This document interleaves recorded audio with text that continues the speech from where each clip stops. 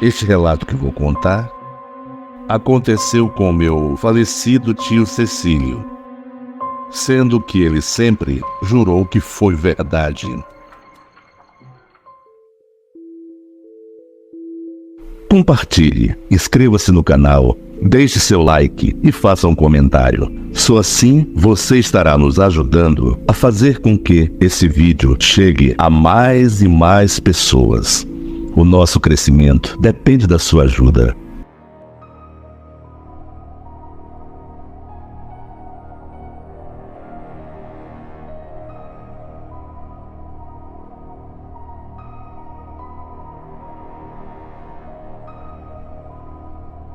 Era a década de 1950. O meu tio Cecílio, nessa época, trabalhava dirigindo caminhões pelo Brasil, através das precárias estradas que existiam naqueles tempos, sendo que a maioria ainda nem era pavimentada.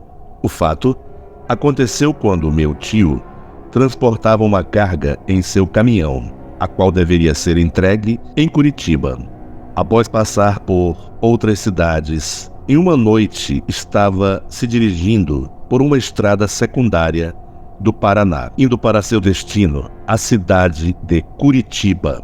Já era tarde da noite e as dificuldades de se dirigir por aquela região, na década de 1950, eram grandes, pois não havia sinalização, iluminação e, em particular, naquela estrada secundária, nem asfalto. Era uma estrada de terra, a qual, por não ser uma das principais, não possuía grande movimento.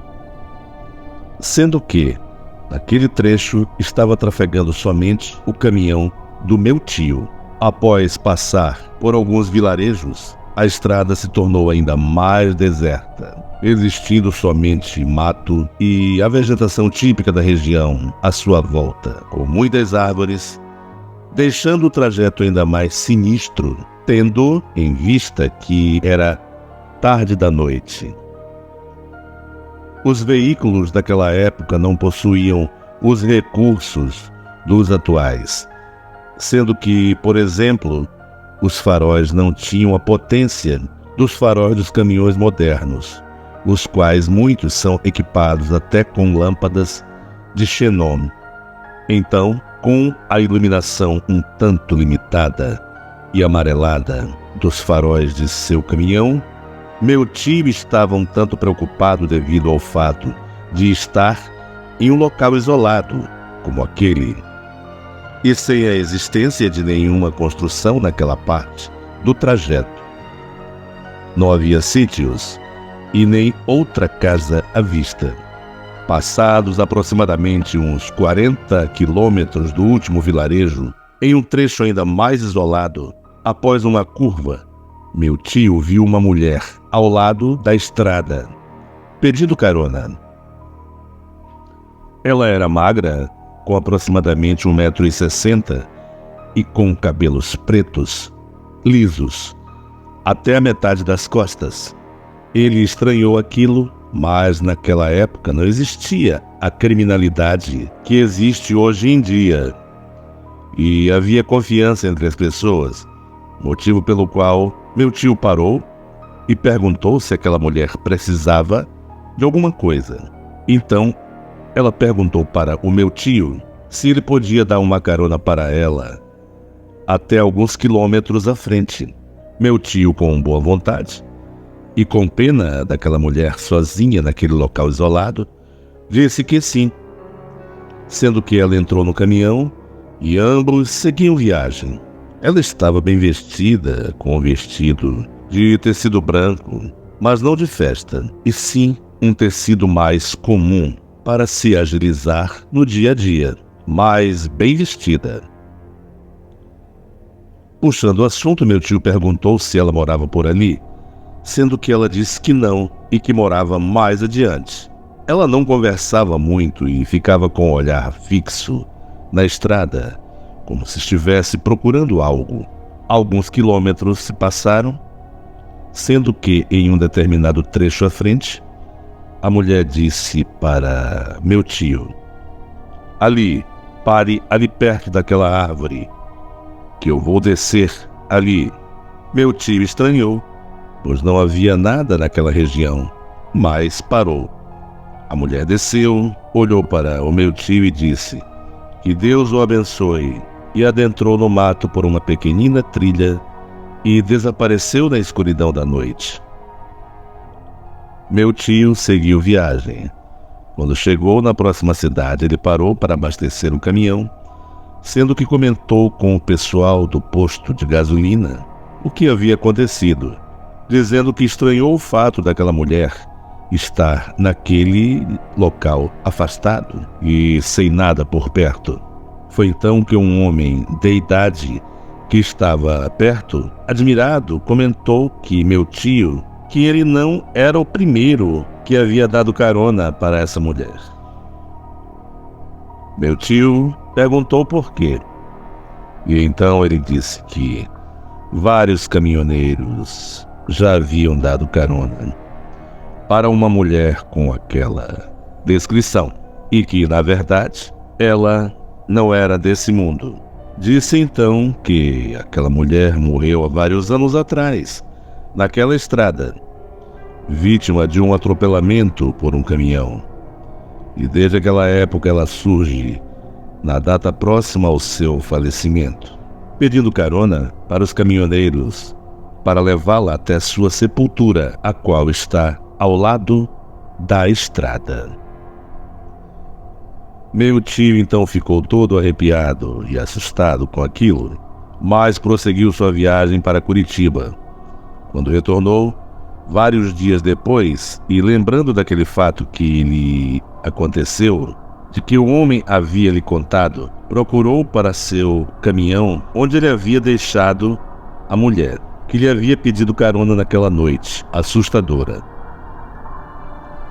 Foi então que ele, chegando ao local onde ela desceu, mas desta vez de dia, ele desceu do caminhão e caminhou em direção à mata onde a mulher havia entrado.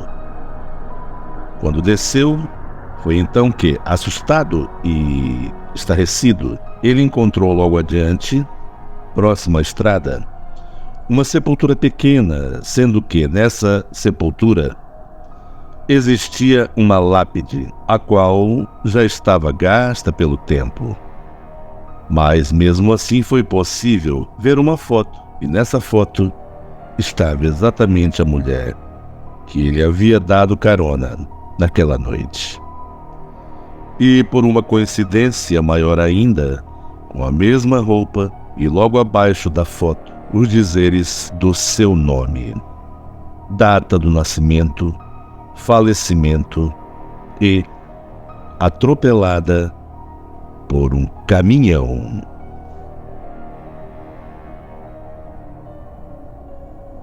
Certa vez, conversando com um colega de trabalho sobre casos inusitados que acontecem pela vida, ele me contou este fato que aconteceu com ele aos 12 anos de idade, provando que, após a morte, a vida, de certa forma, deve continuar em outra dimensão. O fato ocorreu com Levina. Este é o segundo nome dela, e foi no ano de 1968.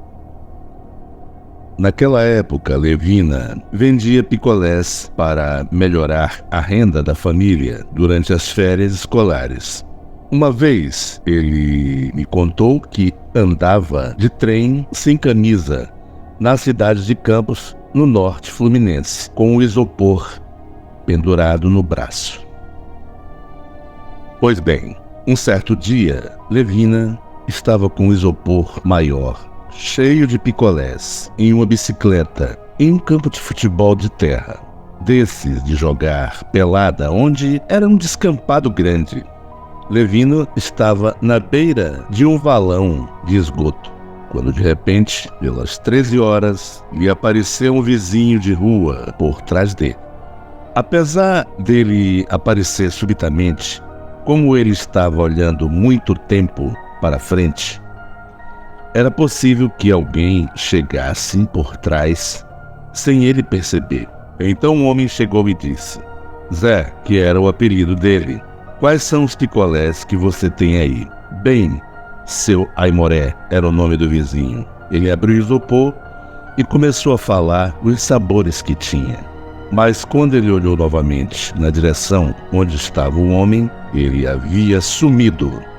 Ele tomou um susto tão grande que se desequilibrou e caiu com a bicicleta e com o isopor de picolés dentro do valão de esgoto, perdendo toda a mercadoria e se sujando todo, chegando em casa todo sujo, sem dinheiro e sem os picolés. A mãe perguntou o que havia acontecido e ele relatou o que ocorreu, seguido do susto que tomou, falando com a mãe que não tinha como o seu Aimoré ter corrido e desaparecido, pois o descampado era grande. Chamado de mentiroso pela mãe, ela começou a espancá-lo com um cinto, chorando e não entendendo o porquê do castigo. Ele perguntou por que estava apanhando, e então sua mãe respondeu que o seu Aimoré havia falecido naquela manhã. Então ele me afirmou: foi verdade, naquela tarde ele pediu picolé, como sempre fazia quando me encontrava.